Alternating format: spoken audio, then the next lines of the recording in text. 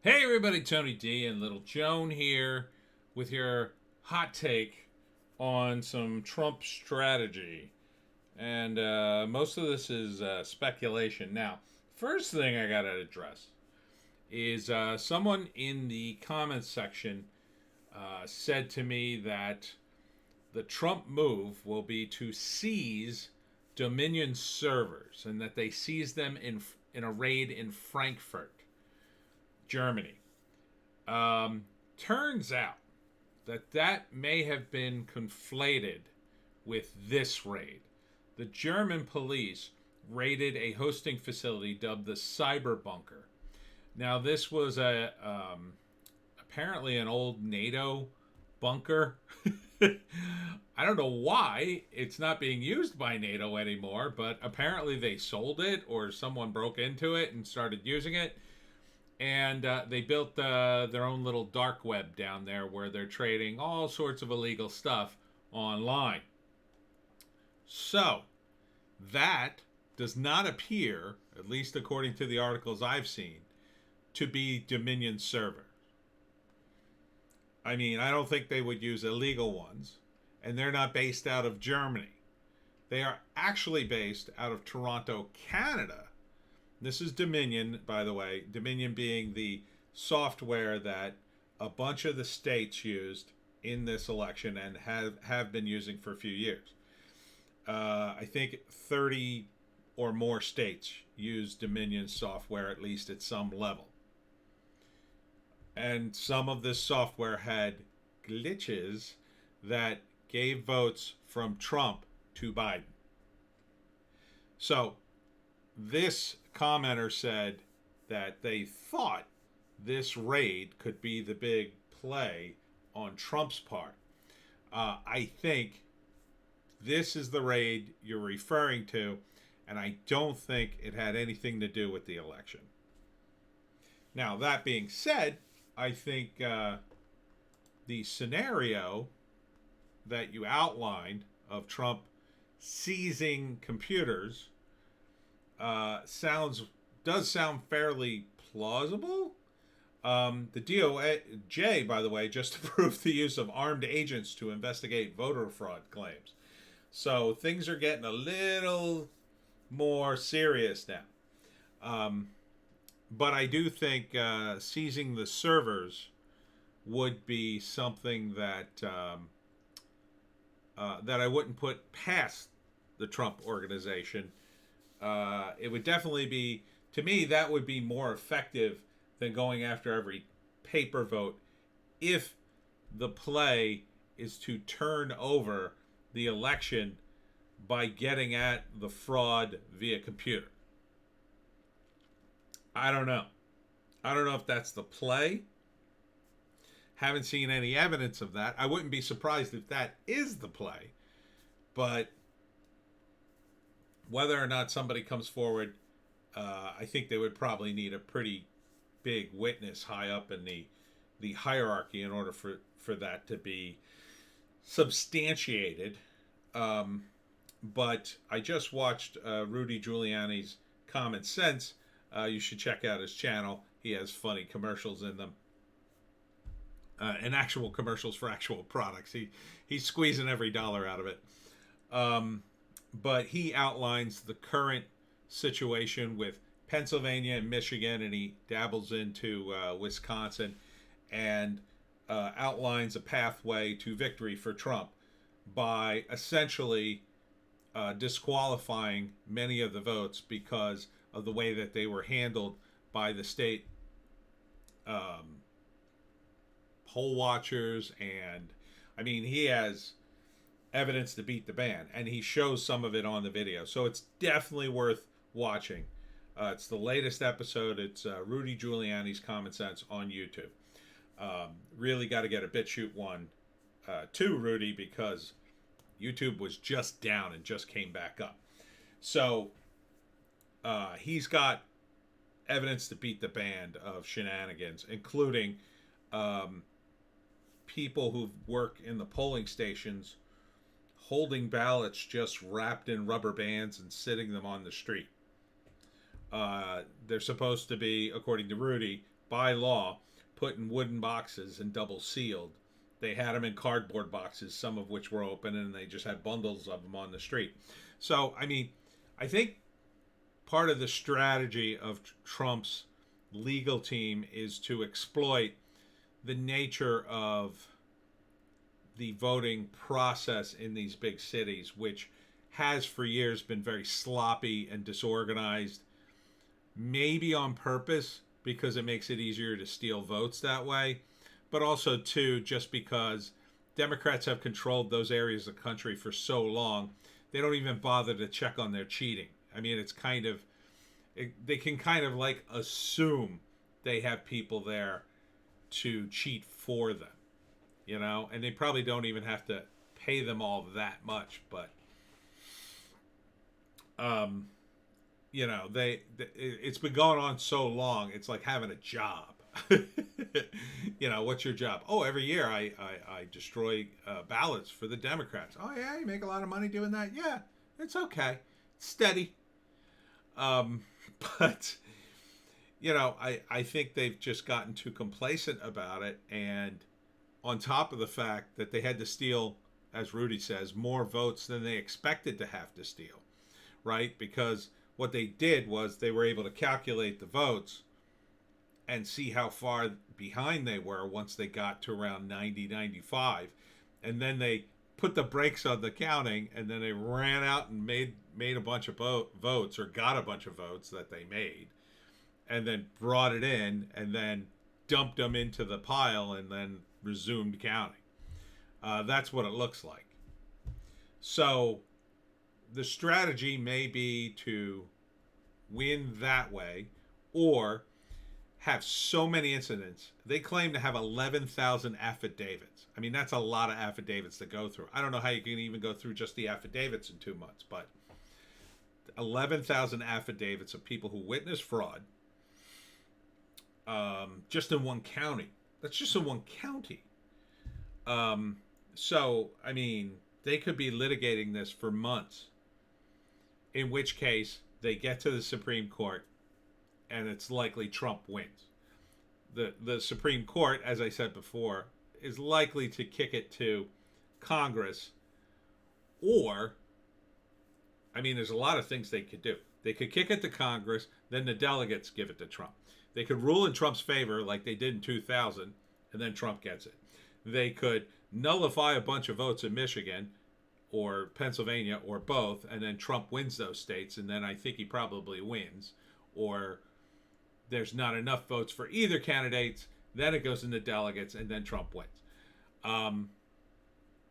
If they go down that route, I think it's likely a lot of these votes will be, discounted, and then Trump is going to win, the Electoral College, because he basically called the Democrats out on all these phony ballots. And then the argument will be, well, you disenfranchise real voters, and for the next 2 years they'll be pulling people in front of news cameras and say, I voted, but my vote didn't count.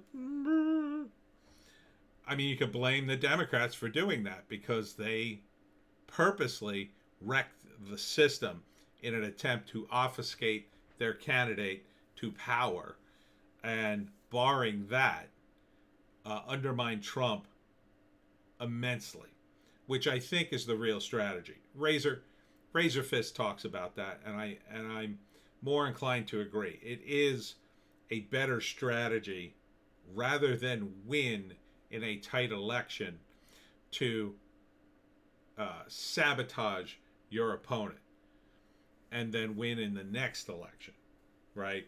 So if they can hobble Trump enough, then he has a terrible second term, and the Democrats take over everything in 2024. I've seen that on a smaller scale in the state of New Jersey. I worked for a political action committee where we went around door to door. I forget what side we were on, probably Democrats. And one of the workers told me that an outgoing administration had the choice of 2 separate budgets. And the other incoming administration was the other party. So the one budget left a balanced budget and a bit of a surplus. The other budget ran up the deficit. So they went with the other budget. They ran up the deficit so the incoming administration would have to deal with that. And that's kind of what the two-party system does to each other. Only in this case, they're going for a national takedown because the stakes are so high. And there's so many people on the other side of Trump that want to return to the Obama years. They want to outsource more jobs. They want to run their factories in China on cheap labor. And, generally it's all about money. And they won't be able to do that under Trump. They're going to have to either bring their factories here and make less money, or, go somewhere else and maybe not do business with the United States. I don't know. Either way, they're going to lose a ton of money. And that's probably the biggest reason they're all doing this. I mean, that's why all the tech giants are behind the Democrats. They desperately want Biden because Biden will give them what they want. Biden will probably happily support censorship and happily support their weird system of, well, we're not a publisher and you can't sue us. Oh, but we can censor anybody we want. Trump's already talking about removing 230 protections. And let me tell you, Jack Dorsey's Twitter's in big trouble. But that's another video. The scenario of the Trump administration, though, seizing servers seems like it would be a legit one. I don't know if but they're based in Colorado, in Denver, and in Toronto. So I'm not exactly sure how they could do that without some kind of court order. And I'm not exactly sure what that would reveal to them in a short amount of time. I mean, it's possible that what the commenter said is true, that they are going after them on a cyber level. They may not even need to seize the physical computers in order to do that. Keep in mind that the NSA had an enormous amount of backdoors into everything computer-wise. Edward Snowden exposed all that before he left. They had backdoors into the computer systems of pretty much every major government around the world. They had every single internet hub. They owned it. They could work it. They could shut it down if they needed to. They could get inside. And they got inside journalists' computers, and they mucked around, and they we've seen them. You've probably seen the videos on YouTube of the journalists going, look, my computer's running by itself, and somebody's in my computer, and I don't know who. So, if Trump has that technology at his disposal and the right people on his side within the NSA, the FBI, and CIA, or one of them, it may not have been a big deal to set up a monitoring system if they got, say, the FISA warrant to do so. I'm not sure what the legal justification would be. Maybe you could argue national security. Maybe you didn't need a warrant. But, these guys are screwed if they did that, because the NSA can get into literally anything. Now, Congress, of course, made a big stink about it and supposedly shut them down, but who knows if they actually shut down much of anything. They shut down their facility. They shut down their public use of that. But typically, I mean, they did the same thing with the CIA, and the CIA still continues to operate in the United States. It's not supposed to. It probably still continues to operate with media via sort of Operation Mockingbird, and it's not supposed to do that anymore. No one punishes these agencies, so why would they stop? But if Trump has some of those levers of power, and knowing what I know about Trump, he knows how to apply these things very effectively, even if he only has a little amount. I mean, you wouldn't need too many guys. Maybe just a team of loyal guys, loyal computer experts who could set up the right thing online and monitor this thing. Even if they just had to hack it. I mean, we're talking, you know, Pentagon state of the art kind of guys. I don't know if this is connected to the recent guys that Trump kicked out of the Pentagon. That may have more to do with just the regular turnover, as he wants to. He's gotten a lot of resistance for bringing the troops home. So he may have just turned those guys over in order to hopefully either bring the troops home in his second term, or at the very least stymie Biden enough so Biden's forced to fire those guys too before he can gin up another war, or, you know, stop the process. Or maybe Trump's just gonna, if he loses, he's gonna, you know, put out the order the last 2 weeks he's in office to get out of Afghanistan and get out of all these places, which, you know, I hope he would. That's what I would do if I were Trump, besides declassifying everything, which Donald Trump Jr. tweeted that, and I was like, wow, I wonder if his dad's really considering that. So there's a lot of strategies going on here. I don't think anybody has the answers yet. There's not enough info. I mean, if you go to the Donald.win, they're talking about a lot of stuff. I don't know if they have any real evidence. I mean, there's a couple of tweets they're reposting. But, I mean, let's be honest, people on the Donald.win are biased for the president. Look, I'm confident he's going to win, too. I don't think that's necessarily the way he's going to win. I think that's more of a down-the-road thing. I think he will win in the courts, and then there's going to be massive investigations, and then eventually we're going to learn, you know, who was running Dominion and who maybe flip some votes, and people are going to come forward, and it's just going to be a big ugly mess in these cities, and the Democratic machines who run them are going to be ousted. I think either way that's probably going to happen. They've been badly damaged by this, and I think a lot of people are going to jail, and the Democrats won't hesitate to send those people to jail and throw them under the bus, because they'll need to have any shred of credibility left. You know, that'll be their go-to move. Their go-to move is like, well, we didn't tell these people to cheat. Oh, we didn't give these orders, because there's never that direct evidence. They're too smart for that. It's always through intermediaries, because there always is a possibility the people on the ground will be caught, and they sort of know, but they don't acknowledge that they will have to fall on their sword if that happens. But maybe some of these guys won't. Who knows? Who knows? There's a lot of rumors flying around. Don't believe them all. And also keep your sense of humor, because that's the one thing the left doesn't have anymore. I made a joke about Trump on Twitter, and one of the Trump patriots blasted me for it, and I was just like, who are you? I'm just joking around. You know, because Bolsonaro tweeted something, and he used the F word for gay people, and I said even Trump's calling him not to tweet so much, which is really more at Bolsonaro's expense than it is Trump. But I mean, I thought it was funny, and don't insult my president.